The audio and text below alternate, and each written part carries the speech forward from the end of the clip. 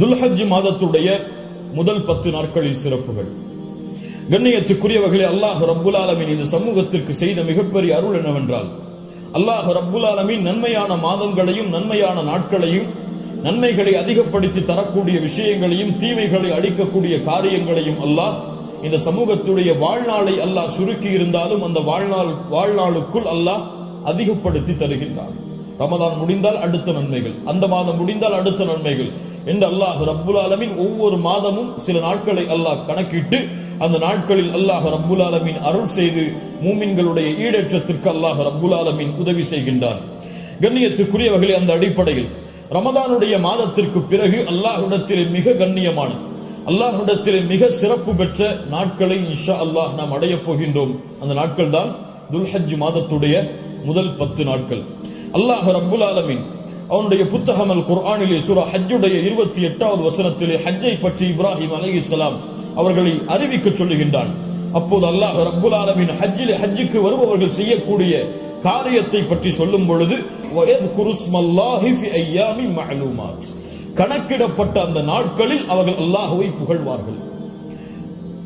இமாம் இப்னு அப்பாஸ் ரலியல்லாஹு அன்ஹுமா கணக்கிடப்பட்ட நாட்களில் அல்லாஹ்வை புகழ்வார்கள் என்று அல்லாஹ் கூறுகிறானே, அந்த கணக்கிடப்பட்ட நாட்கள் எதுவென்றால் ஐயாமுல் அஷ்ர் அல்-அவாயில் மின் துல்ஹிஜ்ஜா, துல்ஹஜ் மாதத்துடைய முதல் 10 நாளை தான் அல்லாஹ் இங்கே குறிப்பிடுகிறான் என்று இப்னு அப்பாஸ் ரலியல்லாஹு அன்ஹுமா அவர்கள் சொன்னார்கள். அல்லாஹ் ரப்புல் ஆலமீன் சூரத்துல் ஃபஜ்ரை ஆரம்பம் செய்கிறார். வல் ஃபஜ்ர் வ லயாலின் அஷ்ர். அந்த 10 நாட்கள் என்று அல்லாஹ் ரப்புல் ஆலமீன் சத்தியம் செய்கிறானே, அது என்னவென்று முஃபஸ்ஸிர்கள் எல்லோரும் விளக்கம் சொல்லும் பொழுது அந்த நாள் துல்ஹஜ் மாதத்துடைய முதல் 10 நாள் என்று பெரும்பான்மையான அறிஞர்கள் விளக்கம் சொல்கிறார்கள். இந்த துல்ஹஜ் மாதத்துடைய முதல் 10 நாளுடைய சிறப்பை புரிவதற்கு அல்லாஹ்வுடைய தூதருடைய இந்த ஒரு ஹதீஸை அறிந்தாலே போதும், எமக்கு அது போதுமானது. புகாரி ரஹிமஹுல்லாஹ், அபூ தாவூத் வ திர்மிதி போன்ற கிரந்தங்கள் எல்லாம் பதிவு செய்யப்படுகிறது.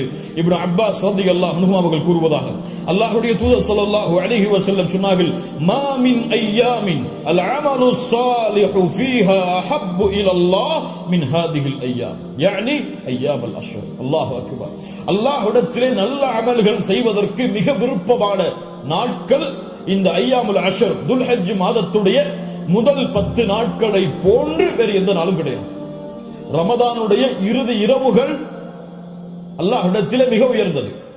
அல்லாஹ்விடத்திலே மிக உயர்ந்த 10 நாட்கள் துல்ஹஜ் மாதத்துடைய 10 நாட்கள் தான். ரமதானுடைய இறுதி 10 இரவுகள் அல்லாஹ்விடத்திலே மிக உயர்ந்த அந்தஸ்துடையது. அதை விட ரமதானுடைய மாதத்திற்கு பிறகு துல்ஹஜ் மாதத்துடைய முதல் 10 நாட்கள் அல்லாஹ்விடத்திலே மிக உயர்ந்தது. இந்த ஹதீஸை சொன்னவுடன் சஹாபாக்கள் கேட்டார்கள், வலல் ஜிஹாது ஃபீ சபீலில்லாஹ், அல்லாஹ்வுடைய பாதையில் போராடுவதை விடவும் இந்த நாளிலே செய்யக்கூடிய அமல்கள் மிக உயர்ந்ததா? அல்லாஹ்வுடைய தூதர் ஸல்லல்லாஹு அலைஹி வஸல்லம் சொன்னார்கள், ஆம், வலல் ஜிஹாது ஃபீ சபீலில்லாஹ், அல்லாஹ்வுடைய பாதையில் போராடுவதை விடவும் இந்த நாளுடைய சிறப்பு மிக உயர்ந்தது. ஆனால் இல்லா ரஜுலுன் ஹரஜ பினஃப்ஸிஹி வ மாலிஹி ஃபலம் யர்ஜி மின் ذلك பிஷை, 2 அமல்களை தவிர அல்லாஹ்வுடைய பாதையில் ஒருவன் போராடுகிறான், அந்த போராட்டத்தில் தன்னுடைய செல்வம் அனைத்தையும் அழிக்கிறான், தன்னையும் அழித்துக் கொள்கிறான், இந்த 2 அமல்களை தவிர. இந்த 2 அமல்களுக்கு எதுவும் ஈடாகாது. இந்த 2ஐ தவிர மற்ற இருக்கக்கூடிய அனைத்து அமல்களை விடவும் இந்த துல்ஹஜ் மாதத்துடைய முதல் 10 செய்யக்கூடிய அமல்களுடைய அந்தஸ்து உயர்ந்தது என்று அல்லாஹ்வுடைய தூதர் முஹம்மது ரசூலுல்லாஹ் ஸல்லல்லாஹு அலைஹி வஸல்லம் சொன்னார்கள். ஏன் ஹாஃபிஸ் இப்னு ஹஜர் அல் அஸ்கலானி ரஹிமஹுல்லாஹ் அவர்கள் சொன்னார்கள், ஏன் இந்த 10 நாட்கள் சிறந்தது? அல்லாஹ் ரப்புல் ஆலமீன் அமல்களுடைய தாய்களை எல்லாம் இந்த நாட்களில் வைத்திருக்கிறார். வேறு எந்த நாட்களிலும் செய்ய முடியாத அமல்களை அல்லாஹ் இந்த நாளிலே வைத்திருக்கிறார். ஏன்? இந்த நாளில், இந்த 10 நாட்களில் அல்லாஹ்வை தொழலாம், இந்த 10 நாட்களில் அல்லாஹ்விற்கு நோன்பு இருக்கலாம், இந்த 10 நாட்களில் சதகா செய்யலாம், இந்த 10 நாளில் அல்லாஹ்விற்கு அறுத்து பலியிடலாம், இந்த 10 நாளில் வேறு எந்த நாளிலும் செய்ய முடியாத ஹஜ்ஜை நிறைவேற்றலாம். எல்லா அமல்களும் ஒன்று சேரக்கூடிய நாட்களாக இந்த 10 நாட்கள் இருப்பதால் அல்லாஹ்விடத்திலே அல்லாஹ்வுடைய கணக்கீட்டுடைய நாட்களில் இந்த நாட்களை போன்ற அந்தஸ்துடைய நாட்கள் கிடையாது என்று இமாம் ஹாஃபிஸ் இப்னு ஹஜர் அஸ்கலானி ரஹிமஹுல்லாஹ் அவர்கள் சொன்னார்கள். இந்த நாட்களில் நோன்பு வைக்கலாமா? இதில் வரக்கூடிய 10 நாளில் 10வது நாள் நோன்பு வைப்பது ஹராம். ஏன்? ஈதுடைய நாள். இந்த 10வது நாளை தவிர வரக்கூடிய 9 நாளும் நோன்பு வைப்பது சுன்னாவா? முஸ்லிம் ரஹிமஹுல்லாஹ் இல்மை தேடக்கூடிய மாணவர்கள் என்பதால் இந்த விளக்கங்களை கொடுக்கிறேன். முஸ்லிம் ரஹிமஹுல்லாஹ் அவர்கள் சொன்னார்கள், ஆயிஷா ரலியல்லாஹு அன்ஹா அவர்கள் கூறுவதாக, மா ரஅய்து ரசூலுல்லாஹி ஸல்லல்லாஹு அலைஹி வஸல்லம் ஸாயிமன் ஃபில் அஷ்ர் கத். கொஞ்சம் குழப்பமா இருக்கும், புரிய முயற்சி. அல்லாஹ்வுடைய தூதர் துல்ஹஜ் மாதத்துடைய முதல் 10 நாட்களும் ஒருபோதும் நோன்பு வைத்ததில்லை. யாருடைய அறிவிப்பு? ஹஃப்ஸா ரலியல்லாஹு அன்ஹா யார்? அல்லாஹ்வுடைய தூதருடைய மனைவிதான். நஸை போன்ற கிரந்தங்களில் சஹீஹான அறிவிப்பாக பதிவு செய்யப்படுகிறது, லம் யத ரசூலுல்லாஹி ஸல்லல்லாஹு அலைஹி வஸல்லம் ஸியாம திஸ்இல் ஹிஜ்ஜா. அல்லாஹ்வுடைய தூதர் ஸல்லல்லாஹு அலைஹி வஸல்லம் துல்ஹஜ் மாதத்துடைய முதல் 9 நாளும் எப்போதும் நோன்பை விட்டதில்லை. ஒரு ஹதீஸ் என்ன சொல்கிறது? இப்ப இரண்டுக்கும் முரண்பாடு வருகிறது, இரண்டையும் மறுத்து விடலாமா? உலமாக்கள் இரண்டையும் எப்படி சேர்த்து புரிவது என்பதை சொல்லுகிறார். இல்மை புரிந்து கொள்வதுடைய அடிப்படை. எப்படி இரண்டையும் சேர்த்து பார்ப்பது? ஆயிஷா ரலியல்லாஹு அன்ஹா சொல்கிறார்கள், முதல் இரண்டு அடிப்படைகள் புரிவது. முதல் அடிப்படை, ஆயிஷா ரலியல்லாஹு அன்ஹா என்ன சொல்கிறார்கள்? அல்லாஹ்வுடைய தூதர் 10 நாளும் துல்ஹஜ் மாதத்திலே நோன்பு வைத்ததில்லை. ஏன் 10 நாளும் ஒருவரால் நோன்பு வைக்க முடியாது? ஏன்? 10வது நாளில் ஈத் வருகிறது. அதனால் அல்லாஹ்வுடைய தூதர் 10 நாளும் என்று சேர்த்து சொல்கிறார்களே தவிர முதல் 9 நோன்பு வைக்கவில்லை என்று ஆயிஷா ரலியல்லாஹு அன்ஹா சொல்லவில்லை. 10 நாளும் சேர்த்து நோன்பு வைக்கவில்லை என்று ஆயிஷா ரலியல்லாஹு அன்ஹா சொல்கிறார்கள் என்று புரிந்தால் இது சிறந்தது. அப்படியும் இல்லை என்றால் ஹதீஸ் கலையிலே ஒரு சட்டம் இருக்கிறது, கவுலுல் முஸ்பித் முகத்தமுன் அலா கவுலின் நஃபி. மறுக்கக்கூடியவருடைய சொல்லை விட உறுதிப்படுத்தக்கூடியவருடைய சொல்லுக்கு பலம் அதிகம். மறுப்பவர் மறதியில் மறுக்கலாம், அல்லது உறுதிப்படுத்துபவர் மறதியிலோ அல்லது இட்டுக்கட்டப்பட்ட நிலையிலோ உறுதிப்படுத்த மாட்டார். ஒன்று பார்க்காமல் இருக்கலாம். அல்லாஹ்வுடைய தூதருடைய வாழ்வில் அவர்கள் அதை பார்க்காமல் இருக்கலாம். அந்த நாளில் அல்லாஹ்வுடைய தூதர் ஆயிஷா ரலியல்லாஹு அன்ஹாவோடு இல்லாமல் இருந்திருக்கலாம். ஆனால் ஹஃப்ஸா ரலியல்லாஹு அன்ஹா உறுதிப்படுத்துகிறார்கள். உறுதிப்படுத்துபவர் மறதியில் உறுதிப்படுத்த முடியாது, உறுதிப்படுத்துபவர் பார்க்காமல் உறுதிப்படுத்த முடியாது. அதனால் இந்த சட்டத்தின் அடிப்படையிலும் அல்லாஹ்வுடைய தூதர் 9 நாள் நோன்பு வைத்தார்கள் என்ற ஹதீஸ் தான் உயர்ந்த தரமுடையது என்று ஹதீஸ் கலையுடைய அறிஞர்கள் விளக்கம் சொல்கிறார்கள். அதனால் சட்டம் என்னவென்றால் 9 நாளும் நோன்பு வைப்பது சுன்னா. யாருக்கு இயலுமோ யாருக்கு முடியுமோ அவர்கள் துல்ஹஜ் மாதத்துடைய முதல் 9 நாட்களும் நோன்பு வைப்பது சுன்னா. 10வது நாள் நோன்பு வைப்பது ஹராம். நோன்புடைய சிறப்புகளை பற்றி நமக்கு தெரியும். அல்லாஹ்வுடைய பாதையில் ஒருவர் அல்லாஹ்வுடைய முகத்தை நாடி ஒரு நாள் நோன்பு வைத்தால் பஅதல்லாஹு வஜ்ஹஹு அனின் நாரி 70 ஹரீஃபா. ஹரீஃபா என்றால் ஆம். அல்லாஹ்வுடைய தூதர் ஸல்லல்லாஹு அலைஹி வஸல்லம் சொன்னார்கள், அல்லாஹ்வுடைய பாதையில் அல்லாஹ்வுடைய முகத்தை நாடி ஒருவர் ஒரு நாள் நோன்பு வைத்தால் அல்லாஹ் ரப்புல் ஆலமீன் அவருடைய முகத்தை நரகத்தில் இருந்து 70 ஆண்டுகள் தூரமாக்குகிறார். அல்லாஹு அக்பர். அல்லாஹ் ரப்புல் ஆலமீன் அந்த பாக்கியத்தை நமக்கு கொடுப்பானாக. அல்லாஹ்வுடைய தூதர் ஸல்லல்லாஹு அலைஹி வஸல்லம் துல்ஹஜ் மாதத்துடைய முதல் 10 நாட்களில் வரக்கூடிய யௌம் அரஃபா, அரஃபாவுடைய தினத்துடைய சிறப்பை பற்றி சொன்னார்கள். மா மின் யௌமின் அக்ஸர மின் அய்யுஅதிகல்லாஹு ஃபீஹி அப்தன் மினன் நார் மின் யௌமி அரஃபா. அல்லாஹ் ரப்புல் ஆலமீன் அதிகமான நரக விடுதலையை கொடுக்கக்கூடிய நாள் அது அரஃபாவுடைய நாள் தான். அரஃபாவுடைய நாளில் அல்லாஹ் முதல் வானத்திற்கு வருகிறான். எப்படி வருகிறான்? ஏன் வருவான் தெரியாது. அல்லாஹ் வருவான், அல்லாஹ் வருவான். அவன் விரும்புகின்ற முறையில் அல்லாஹ் வருவான்.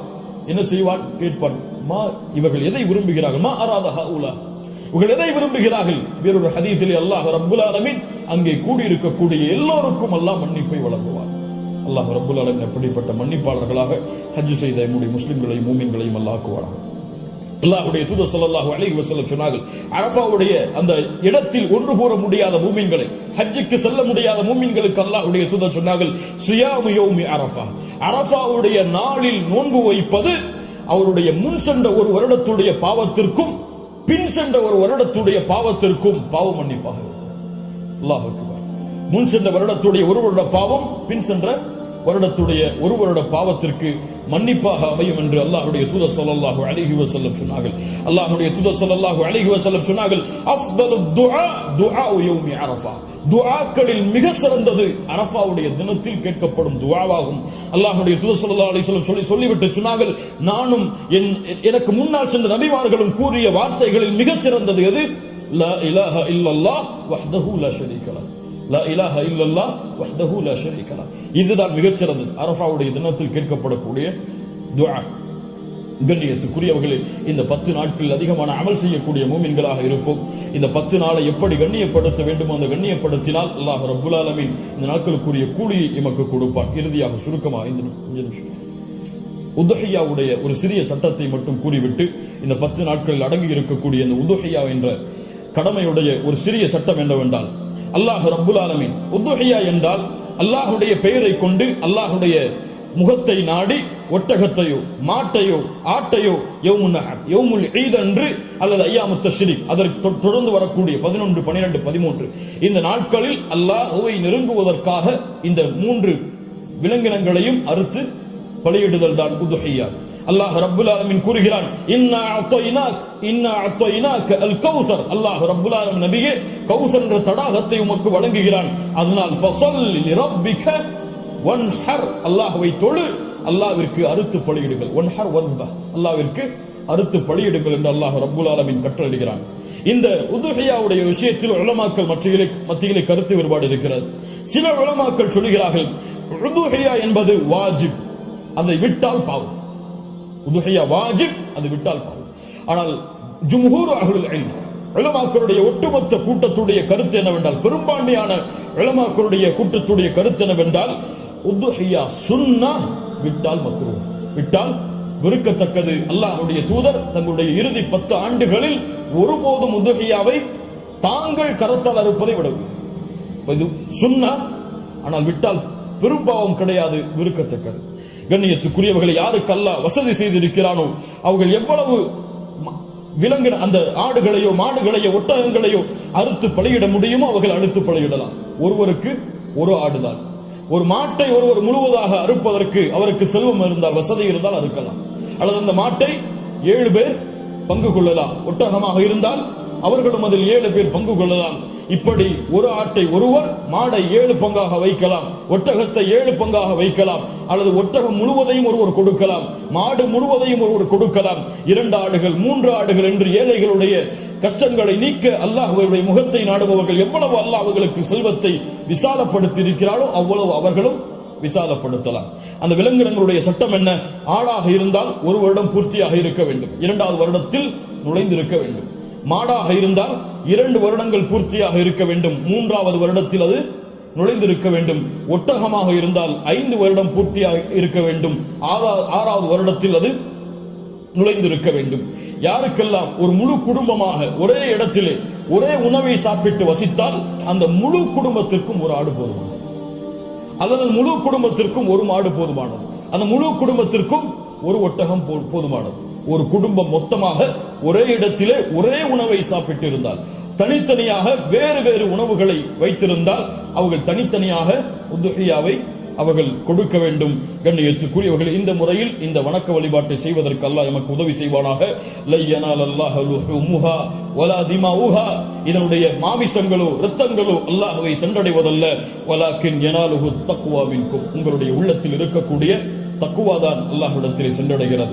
கண்ணியத்துக்குரியவர்கள், நபி இப்ராஹிம் அலைஹிஸ்ஸலாம், இஸ்மாயில் அலைஹிஸ்ஸலாம் அவருடைய தியாகத்தை நினைவு கூறும் பொருட்டு இப்ராஹிம் அலைஹிஸ்ஸலாம் தன்னுடைய மகனை அல்லாஹ் அறுக்க கட்டளையிட்ட போது, நான் அறுக்க தயாராகிறேன் என்று இப்ராஹிம் அலைஹிஸ்ஸலாம் அல்லாஹ்விற்காக தன்னுடைய அல்லாஹ்வுடைய கட்டளையை ஏற்க துணிந்ததை போன்று, யா அல்லாஹ் நீ கூறினால் எதையும் செய்வதற்கு நான் தயார் என்ற தன்மையை வெளிப்படுத்துவதற்கு தான் இந்த யௌமுன் நஹர் யௌமுல் ஈதுடைய தினத்தில் ஆடுகளையோ மாடுகளையோ ஒட்டகங்களையோ அறுக்கக்கூடிய கட்டளை அல்லாஹ் கொடுத்திருக்கிறார்.